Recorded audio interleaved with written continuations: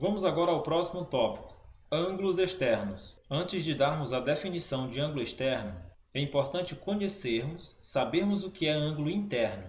E como o próprio nome já diz, ângulo interno são os ângulos da parte de dentro. Utilizaremos a ilustração deste triângulo para demonstrar o que é ângulo interno e ângulo externo. Ângulo interno, como já foi dito, são os ângulos da parte de dentro.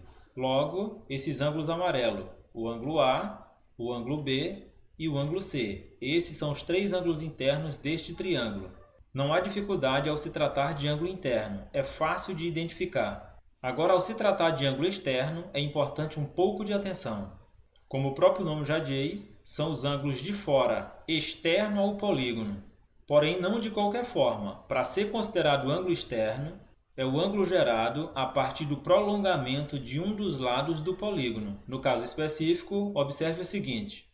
O ângulo X, que é um ângulo externo, ele foi gerado a partir do prolongamento do segmento que parte do ponto B e vem até C e continua. Logo, há aqui a projeção do ângulo externo X. Da mesma forma, o ângulo externo Y ele foi gerado a partir do prolongamento do segmento de reta que parte do ponto A, vem até o ponto B e continua, projetando então o ângulo externo Y. E da mesma forma, o ângulo externo Z tem sua projeção gerada a partir do prolongamento do segmento de reta que parte do ponto C, vem até o ponto A e continua. Logo, esta é a projeção que dá a formação, a abertura do ângulo externo Z. Vamos ao GeoGebra para conseguirmos perceber com mais clareza. Temos aqui uma ilustração de um triângulo qualquer, com apenas os ângulos internos em destaque para ficar visível, claro, quem de fato são os ângulos internos. Não restando dúvida do que é um ângulo interno, vejamos agora quem são os ângulos externos desse triângulo, a partir das suas medidas. Temos aqui o primeiro ângulo externo, o segundo ângulo externo e o terceiro ângulo externo. Para ficar mais visível ainda o que de fato é um ângulo externo, mudaremos as cores para facilitar.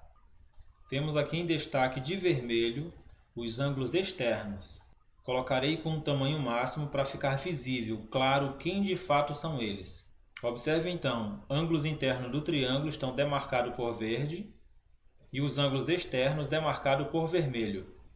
É importante ainda utilizar este triângulo para entender o que são ângulos adjacentes e ângulos suplementares. Ângulos adjacentes são aqueles que comungam o mesmo lado. De dois em dois, observamos que os adjacentes são estes.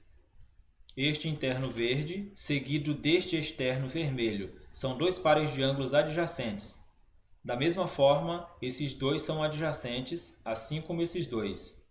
E é importante saber então que o conceito de ângulos suplementares é quando a soma de dois ângulos mede exatamente 180. 180 graus é um ângulo de meia volta completa. Conseguimos perceber que esses dois ângulos adjacentes formam meia circunferência completa, portanto 180 graus. Por isso os dois serem considerados ângulos suplementares, e da mesma forma ocorre com os demais. Individualmente eles são suplementares, somam 180 graus. No caso desses dois e também no caso desses dois. Vamos agora ao tópico de nomenclatura dos polígonos. É importante perceber que a nomenclatura se dá baseada no número de lados. A primeira parte dos nomes dos polígonos possui um significado ligeiramente atrelado ao número de lados. Como, por exemplo, no termo triângulo, possui um prefixo tri, que significa 3. No termo quadrilátero, possui um prefixo quadri, que significa 4. No termo pentágono, possui um prefixo penta, que significa 5. No termo hexágono, possui um prefixo hexa, que significa 6, e daí por diante. Percebemos então o quão fácil é dar nomes aos polígonos.